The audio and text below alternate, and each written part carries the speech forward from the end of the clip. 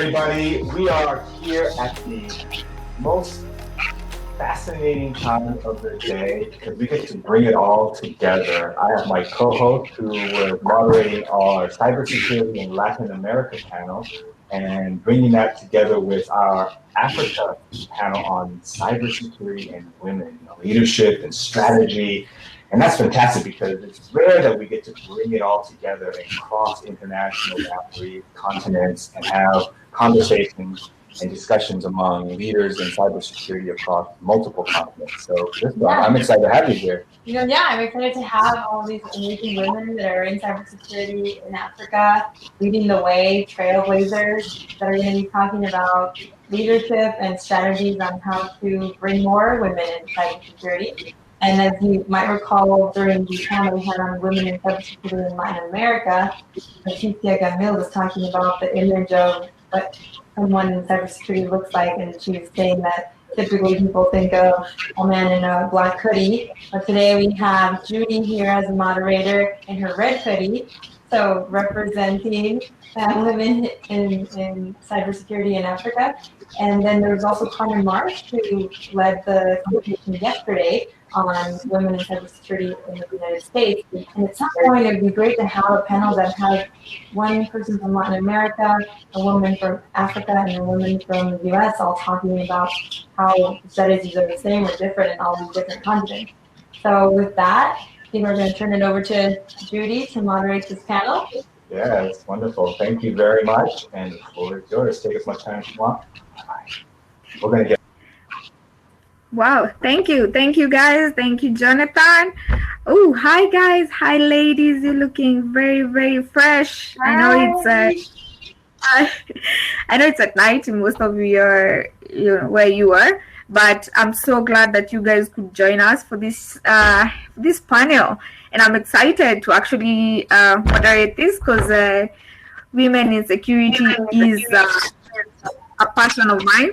I like to actually be in the front line to actually help women get into the field and actually be able to navigate the field a bit easier. So guys, maybe you can tell the rest of the world a bit about yourselves, your names, which part of Africa you come from, and what you've been doing in the last 2 years. Let's keep it short for 2 minutes because we have so much to discuss. We can start with you, Confidence. Oh, great. Thank you so much. My name is Confidence, Lagos, Nigeria. I work at the country manager of DIGISS LLC firm. I manage a team that supports across Nigeria to fight cyber adversaries, like I like to put it. So yeah, that's what I do. I also am the founder of No Go for MAGA. It's a not-for-profit organization that is based in Nigeria, that is driving awareness about cybersecurity and helping users of technology to also gain use best practices as they use technology and basically be aware of the risk and protect themselves too. So that's what my not-for-profit organization does, and I'm super excited about all of the gains we have had and recognition we've had over time for the good work we're doing. So yes, in a nutshell, that's what I do. Wow, you seem very happy about it. Sure. I like that. All right. One more thing. What's your favorite pet? Dog? Between a dog and a cat. Are you a dog person or a cat person? Neither. Yeah, I'm not a pet person at all. Okay. Cool. All right. Let's go to Venisha. A bit about yourself, which part of Africa you come from, and what you've been doing the last 3 years. Hi, I'm Venisha. I come from South Africa. So for the past 2 years, sometimes I wonder if it's the right decision. I've left my corporate CISO job role and I've become an entrepreneur in the cybersecurity space. So I own an information security risk and privacy company. And I also consult with it. I have a team of experts that actually consult within the various streams of information security.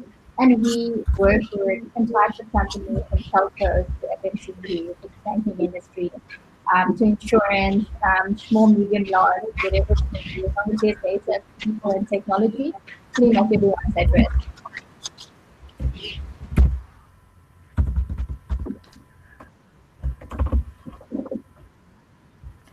Venisha, we've lost you. It's all right. Okay, let's move on to Christine. Christine, welcome. So we're doing a bit of an introduction so that our audience can know who we are. So your name, okay, Christine, which part of Africa you come from and what you've been doing the last 3 years. Sorry, we lost you there for a bit, Venisha. No, it's fine.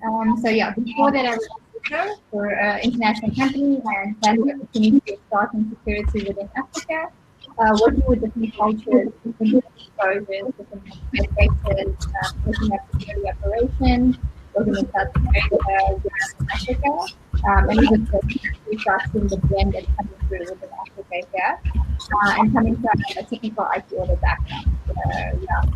Cyber millennial female, switch Africa from cyber security within South Africa by actually teaching in schools, lecturing in universities, offering internships, and just actually providing courses where females can actually start getting into this career because it is quite unknown. So a lot of youngsters that are trying to get into or even know about this career, very much so in Africa. All right, cool. So nice stuff, Venisha. So are you a dog or a cat person? Oh, dog. I didn't have to think about that one. All right. Dog person confidence is neutral. So let's go back to Christine. Christine, a bit about yourself. Which part of Africa you come from and what you've been doing the last 3 years. Hello. Glad to be on this panel with everyone.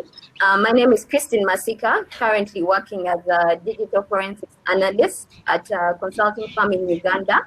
I come from Uganda, and so mainly it's forensic and technical operations in penetration testing, offensive security, defensive security.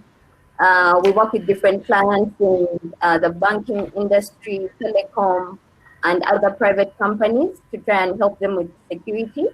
I've also co-founded an organization or a small community for women in the recent, let's say, 6 months, called Traverse Minds, and it's mainly to equip Ugandan women with technical skills and provide them with the right mentors.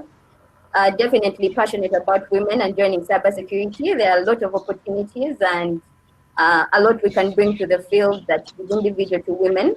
So excited about this panel and glad to share ideas today. All right, cool. So that's a lot. That's so good, Christine. Thank you so much for sharing. So, are you a dog or a cat person? I'm neither. I've been traumatized by both at different points in my life. So, no. Okay. Wow. I think that was a wrong question to ask this panel, but we will move on. No, Judy, you have to answer the question also. Are you a dog or cat person? Ooh, neither. No, I can't stand cats and dogs scare me. So I think jaguar. Like, let's just go with the jaguar. I think it's better than a cat. It's close to the family. It's a cat family. Cool, Anyway, cool. yeah. So we've established that we Africans don't like animals, but we live with them. It's very weird because we are an African continent. It's the motherland. Anyway, so today we actually want to discuss the importance of diversification in terms of including our women in cybersecurity.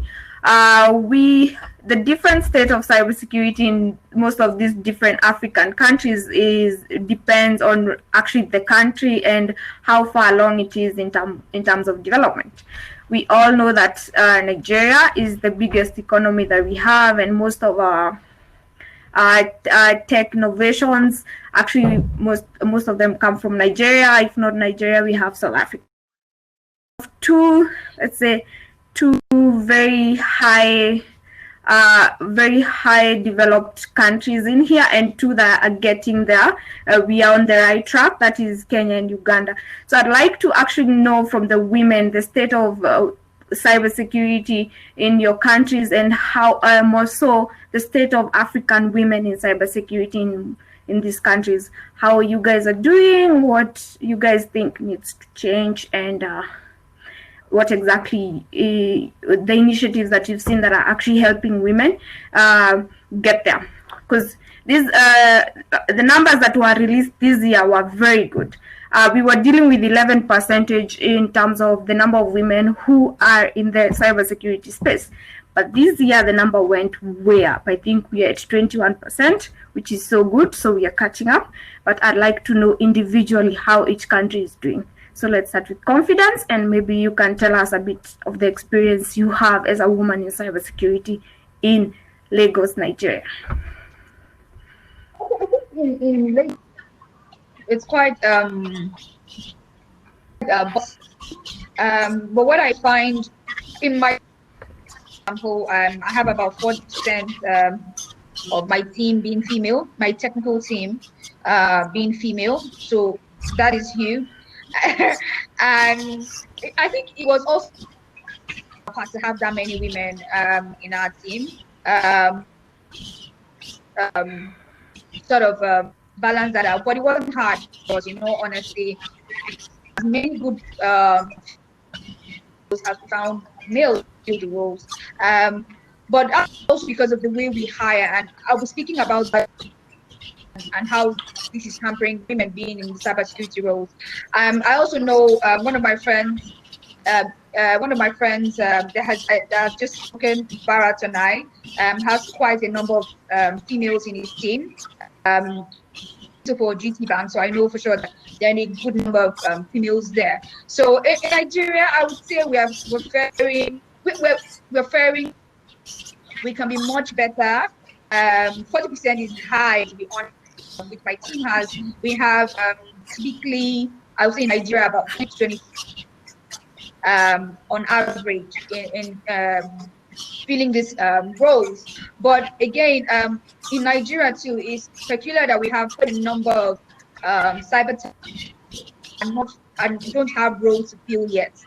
So the highest employers of cybersecurity talent in Nigeria are the financial sector. So yeah, they are quite big hires. Apart from the financial sector, there are not so many opportunities for. Maybe if we're also to do this survey among a population of cyber talent, then it will be a different number entirely. So I would say Nigeria is doing okay between 20 to 25 typically. Oh wow, that's a good number. It's a very good number. I think we should all move there. I'm thinking, Christine, Venisha, what do you think? Should we be moving to Nigeria? Thank you just now, Judy. You can get off that thing, so yeah. That number is really high. I am very impressed. So maybe you can even tell us some of the initiatives that actually are taking place in terms of placing women in Nigerian women in cybersecurity. Do you have some initiatives in mind that you can let us know about? Okay, so first I would say that I'll use initiatives and then I'll speak about what we're doing. I want to really commend Cyber in Africa. Shout out to Cyber in Africa. I couldn't believe he was male. Honestly, I thought he was female, but that cheerleading thing that he's doing over there, Cyber in Africa, for us as women and setting the stage, and that's exactly what women need to be able to step up and to basically take off the image that has been created. Cybersecurity is so tough. It's for men, women. How do you wrap your head around these things that are so technical? And just basically help with that narrative. But I find also that in my organization, hiring also without necessarily seeking already made talents, and just coming up with talents that are raw, them gives a level playing ground.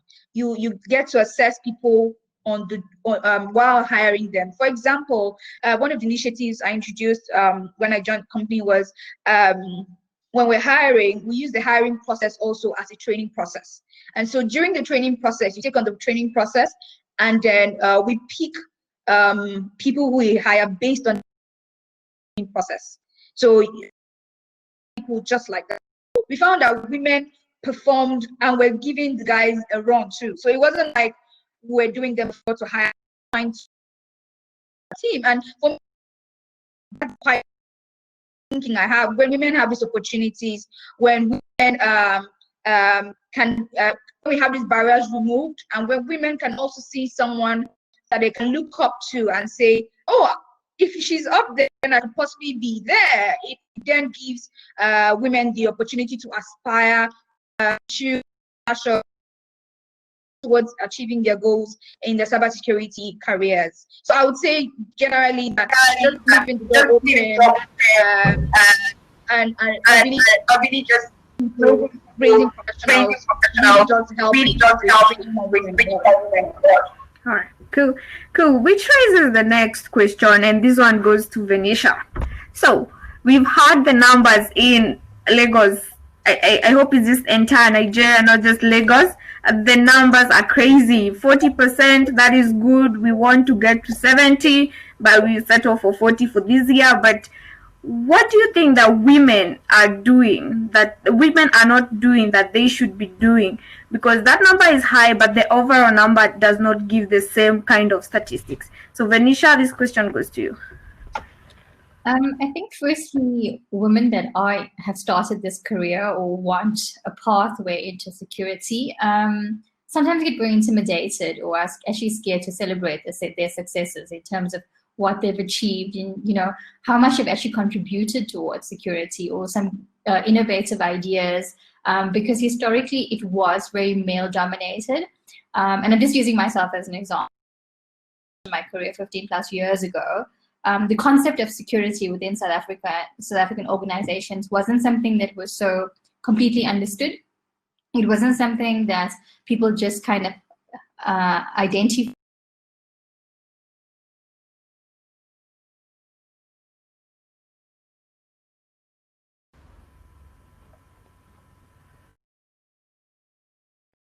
So Venisha disappeared again. All right. There's been a lot of changes now. Now there's actually roles like CISOs in organizations in South Africa. There's actually roles that's heads of GRC, etc. So there has been a significant change with the concept of information security in South Africa that's been progressing and bringing in the introduction of women as well.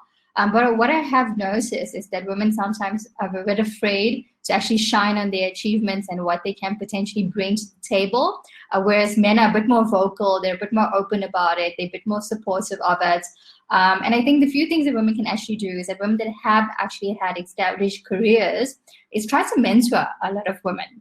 You know, be it somebody that hasn't firstly identified a career. So it could be a schoolgoer, it could be somebody going to university, it could be a junior person in the security team.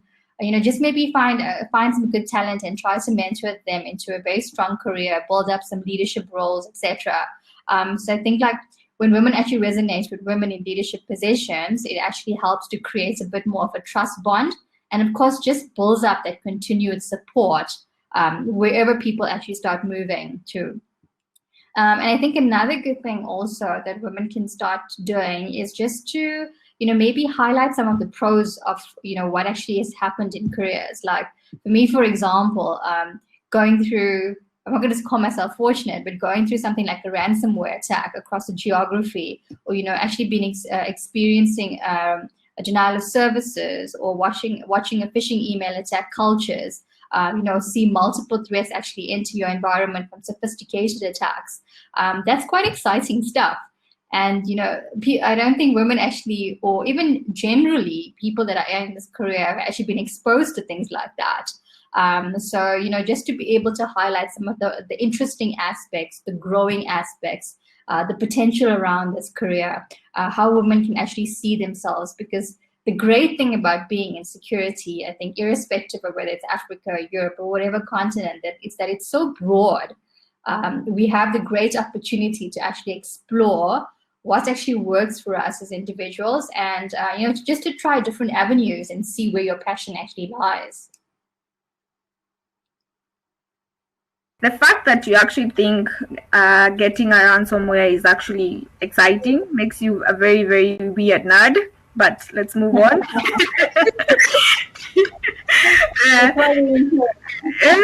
The fact that you were attacked by a ransomware, like, oh my god, this is so exciting, guys! You need to see this. I like that. So, thank you so much, Venisha. So, Christine, let me ask you. So, there was an article on Medium in regards to women in cybersecurity. And Venisha mentioned something about the aspect of the mentor and the mentee, which comes into play in a matter of actually helping women get into cybersecurity and helping them navigate around the field. So, the article said that the women are actually scared to get into the technicalities of cybersecurity, and that's why we are experiencing such a low number. So, Christine, what do you have to say about this?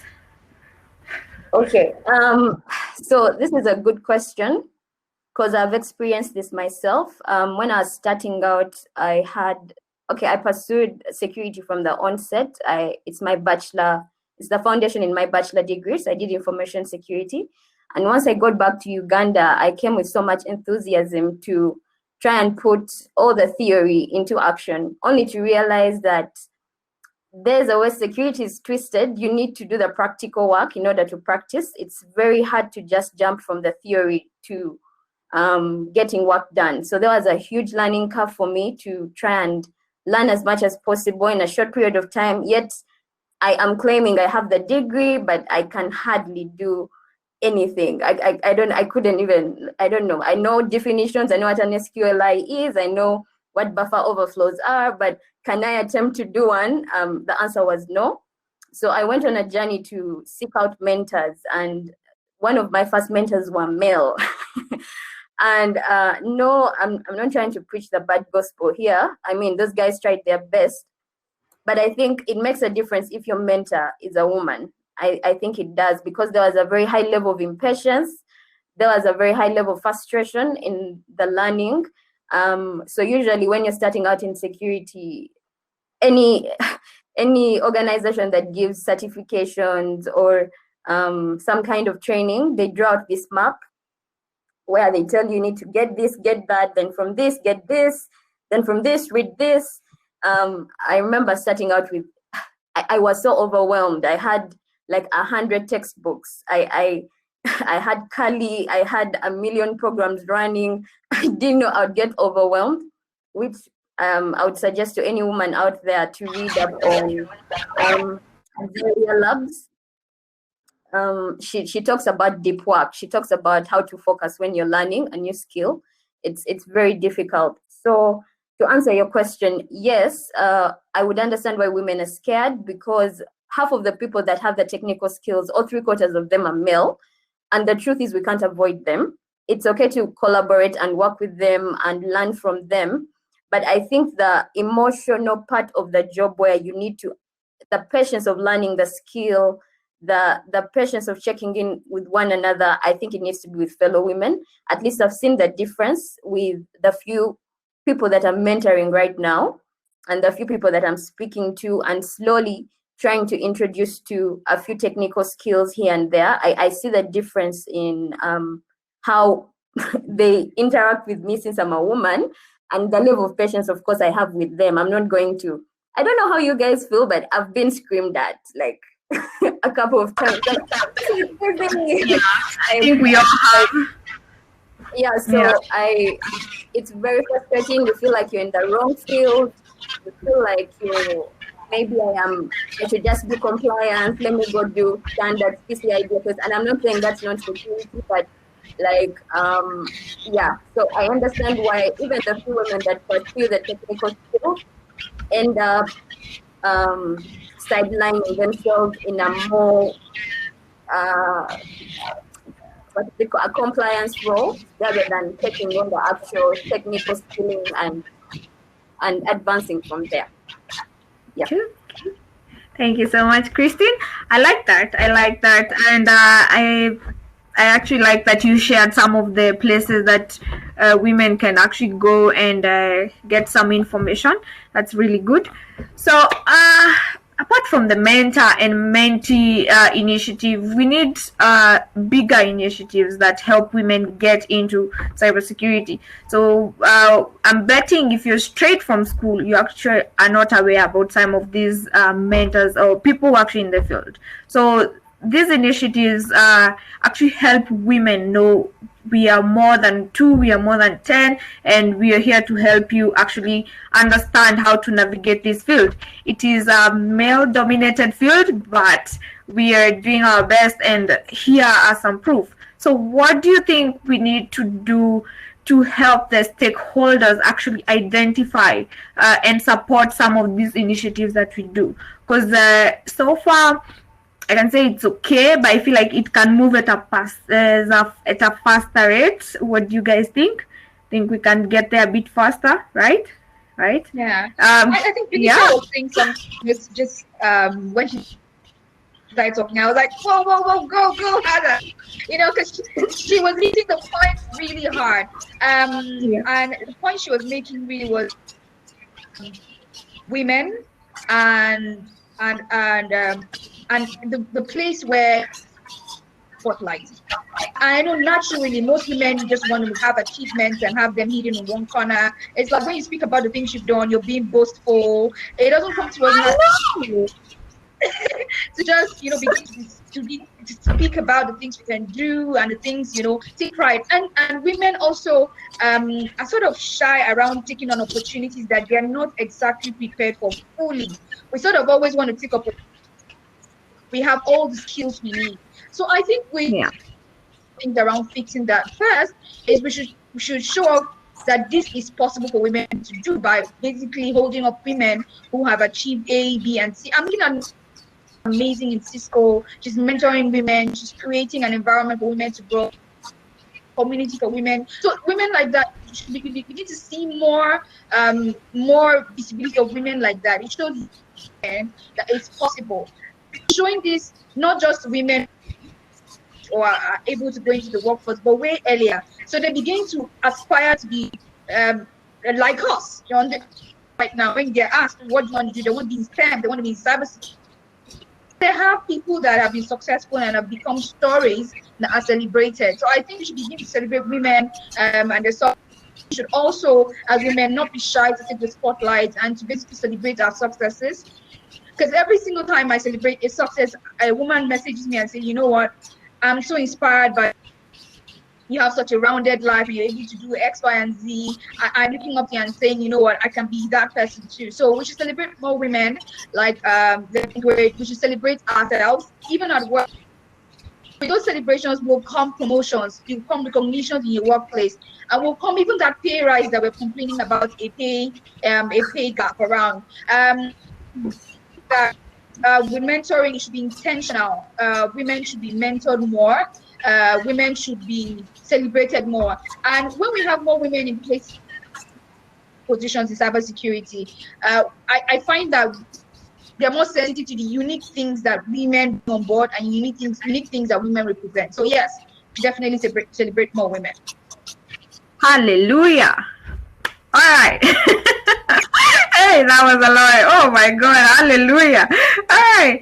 So that was so good. Thank you so much, Confident. And in that regard, let me ask you, Venisha, which initiatives in South Africa are actually doing some of these things that Confidence is talking about? Because she has a lot of confidence and we want to hear some of these confidential things that South Africa is doing. You're the motherland. Please tell us what is happening down under. So fortunately, from a company perspective in South Africa, we have a lot of the big corporates, mostly either your financial institutions or your big four accounting firms that have things like maybe twice a year called hackathons. So whether you're male or female, at a certain age or basic level of skill set, you can come and participate in it. And you just basically try and knock out some games that have been set up by some technical IT guys. But at the same time, it gives students and the learners a chance to actually see how technology works within a corporate environment. Learn practically about into the load. How viruses actually enter an environment, what you actually do And so basically everything that has been taught in theory starts being practiced within a hackathon in real life, so that the learners actually start seeing, this could actually potentially be a career that I'm interested in. So what actually happened is for a few days, and almost like top end of the winners are notified as being talent, and they've been groomed, and then they actually start going into internships or graduate programs, and then thereafter more employment is actually starting to be created. And the good thing about that is that it's not very gender specific. So, if you fit for a role, whether you're male or female, everyone should have an equal chance of equal opportunity. But the good thing about the spotlight at this sort of initiative is that it was never there before. Women didn't have that exposure. They didn't have that experience. They didn't really have somebody say, come here, let me show you how an ATM actually works. And, this is the risk that's actually associated with it. And it wasn't like something that somebody was saying, okay, we spend so much time as kids or students on social media, but do you know what it actually means if you don't change your password or if you link multiple accounts together? This is where you could potentially be compromised. And then you start seeing the light go on a bit brighter and a bit brighter. And you start seeing a lot of women, try and explore these opportunities, which is a good thing that's been happening in South Africa. The second thing is actually there's a formation of cyber academies. So because of the extreme shortage of skill of security, yes, globally, but a lot more in Africa as well. So sort of like constantly bringing in a lot of the overseas skill, as well as also losing some good skill. We have to start generating local skill sets here. So a lot of organizations from a CSI perspective and also from a training perspective has actually partnered up with some good security vendors and created 2 to 3 year cyber academies, where if you have no idea what security actually means to you, but you have an interest somehow and you make the cut up, you can actually start going into the cyber academies and come out with some basis of qualification that will allow you to pursue this career. And I think the last thing is that, women are actually starting to get a lot more noises right now. Before, I think there wasn't probably like 5 to 10 years ago, there wasn't any female CISOs within our country actually having that level of seniority, sitting on the board or having expert decisions and discussions, and actually influencing an entire organization to actually absorb a security strategy. But now you can actually start seeing that trend actually changing because there are female CISOs in those roles right now. They do have the leadership capability. They have the support. They do have a lot of skill sets. They have great hiring capabilities. The teams are largely female, which is a great thing in South Africa because we have to hire female. So in that way, it's almost a balancing act. So you're coming up with good skill that's coming out from all of these academies and hackathons that's been happening, but you're also getting to build up a community of women that are starting to really, really grow in the security career. So those are just some of the initiatives that South Africa actually does and which we're involved in quite a bit. Go. So let me ask you, Venisha. So we have an initiative of Africa Women in Tech. Do you think that we should, that this actually encompasses every single entity of STEM, that's science, technology, engineering, and mathematics? Do you think that cybersecurity should be a different entity on its own? Because I feel like it needs more concentration than most of our other STEM initiatives. It's yes or no question. Do you think we should be out there or we should be part of the STEM? So I think in South Africa, it's still very much seen as a entity on its own, just to create that focus. It's still sometimes not widely understood as it is in most parts of the world. So I think that's where the large concentration of focus is actually working. Do you know what security is?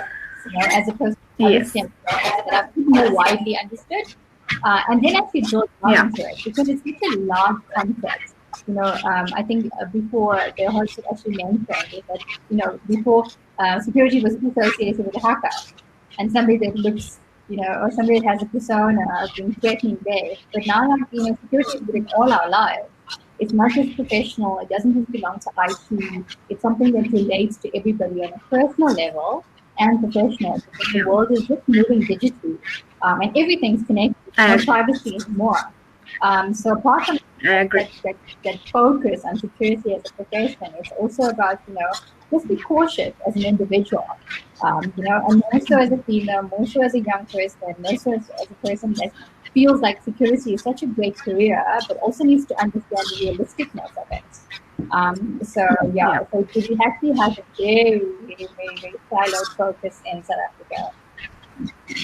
Cool. So, Christine, Uganda has been in the spotlight in terms of what exactly women are actually doing in terms of, we know that there are some career paths that women are told you need to venture into this because most women are into this.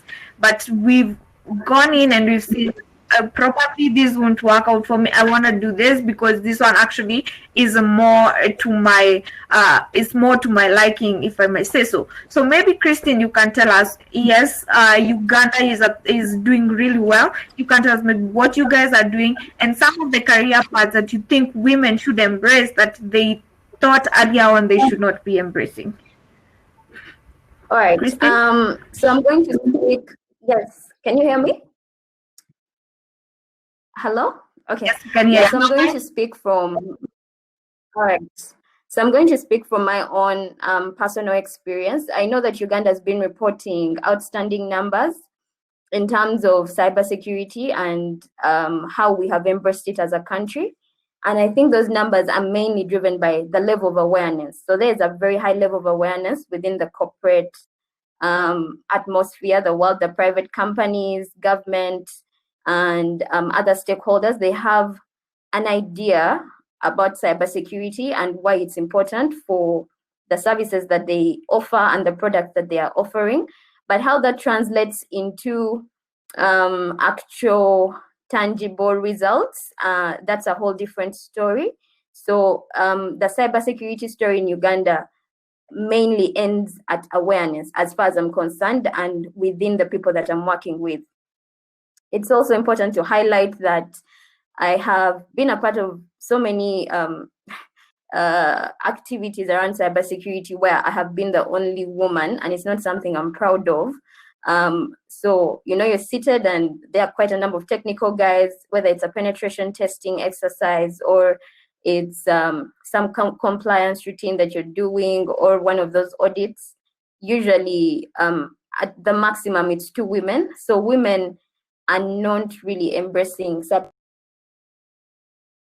And the ones who are mainly, they stop at they're not really venturing into it. It's more software development, IT management.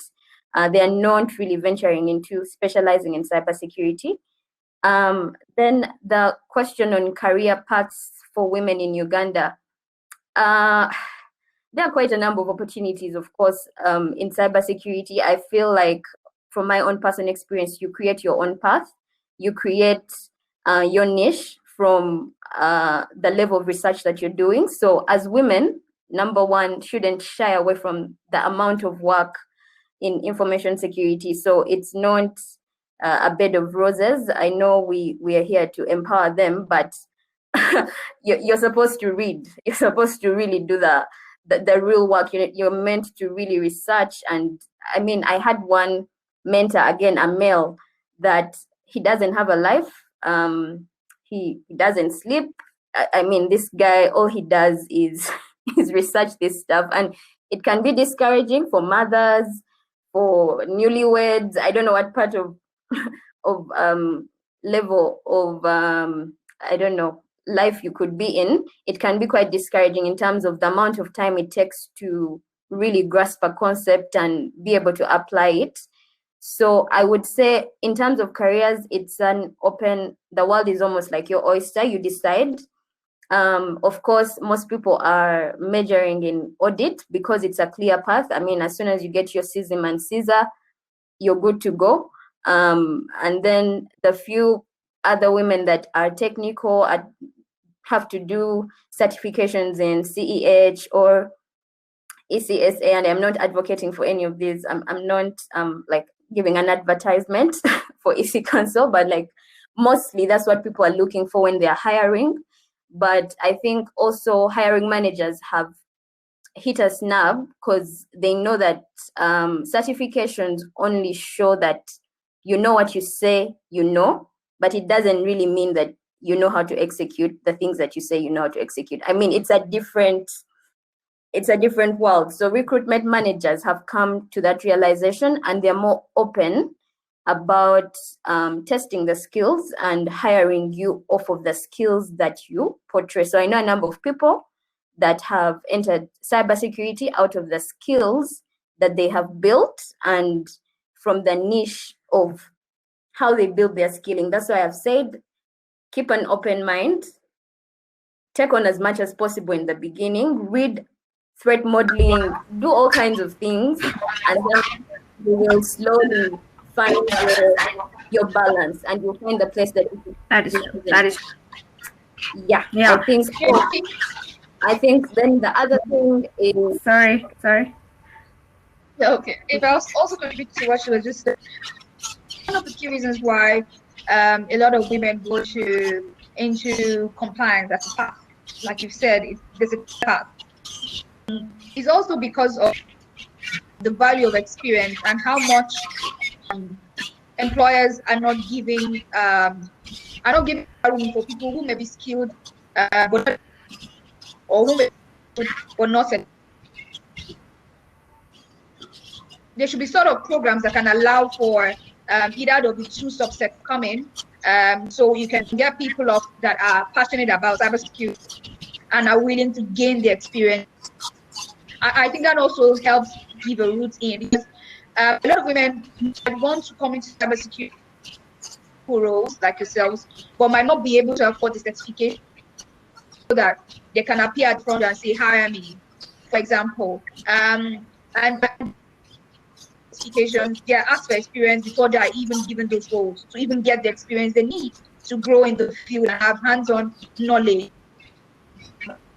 The skill sets required actively to execute those jobs. So I also think there should be special programs around giving opportunities to people that either have the skills because they've done the self-learning, for example, they have done a lot of research, but do not yet have the experience.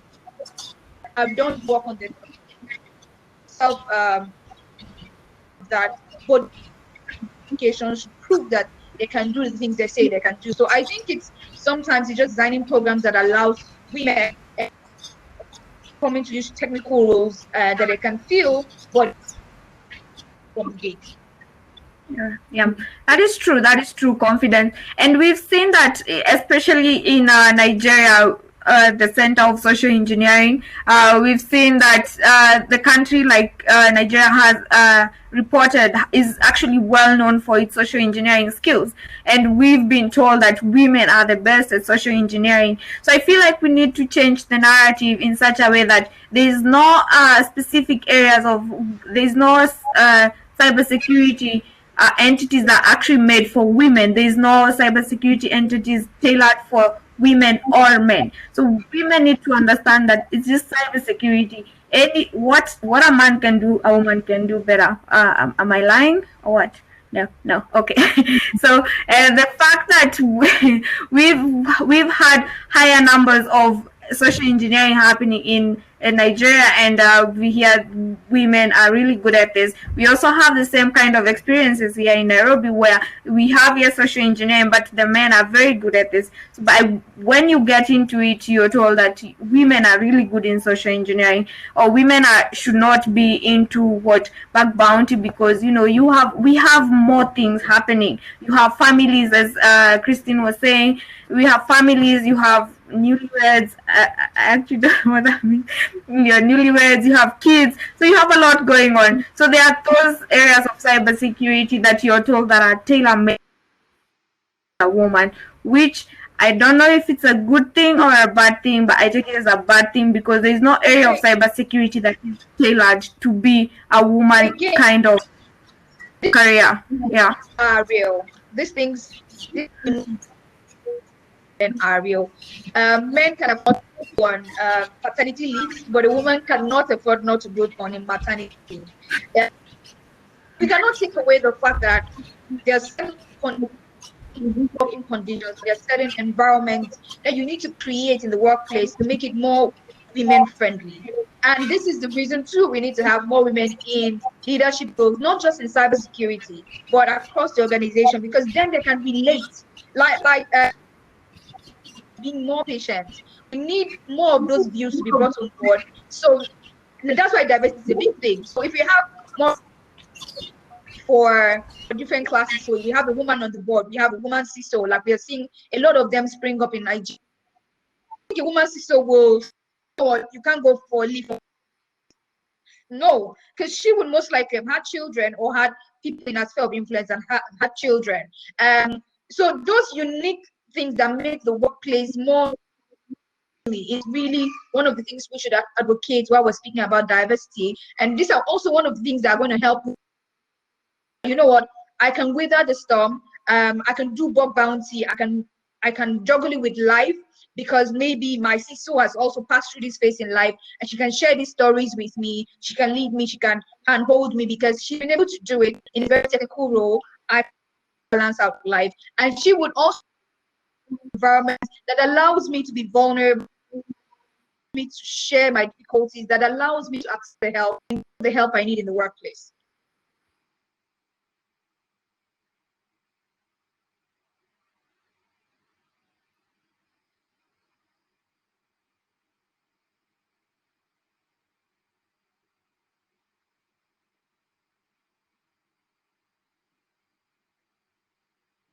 I think I've lost one.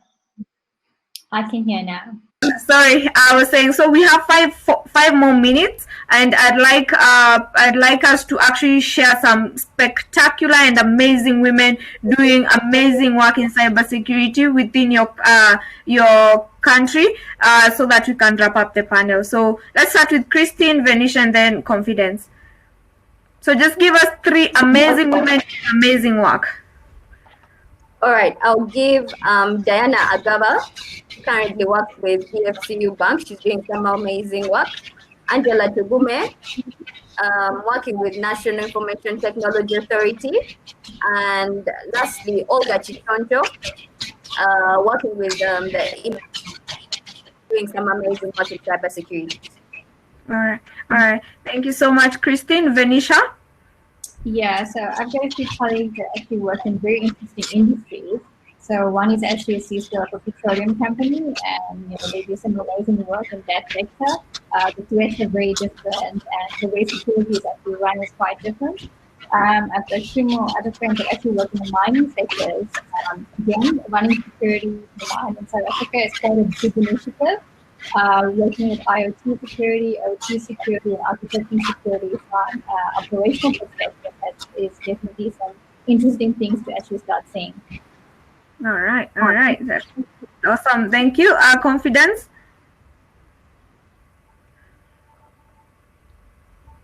We've lost your audio, Confidence. Confidence, we've lost your audio. Can you hear me now? Yes, we can. Okay. Yes, we can.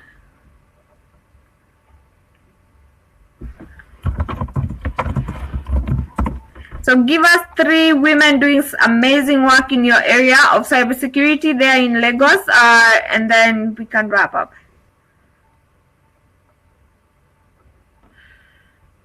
Can you hear me?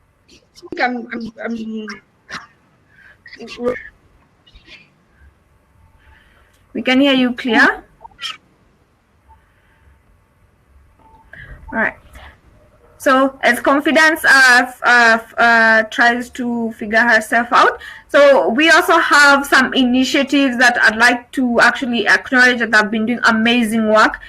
We have some CISOs in Nairobi, Kenya as well, and I'd also like to. I like the idea of the question I asked in regards to actually separating women in STEM and women in cybersecurity, and I think Cyber in Africa is doing an initiative to actually bring a single conference for women in cybersecurity. So I think we will be working towards that because we feel like we need to actually change the narrative and actually let everyone know that cybersecurity is everyone's job. It doesn't matter which area you come from, which area of technology you come from. You also be we need you to actually acknowledge cybersecurity as part of your day-to-day activities. We have Women of Security here in Kenya. We also have an initiative, the same initiatives. Venisha, you need to look it up. It's in South Africa. We have Women of Security in South Africa. I don't know if it's Cape Town, one of those two places. Christine as well. So the initiatives that runs in Kenya is also running in Uganda. So thank you so much, guys, for joining us. And I would like to say you've been an amazing panel. Thank you, and thank you so much, guys, for having us. Bye.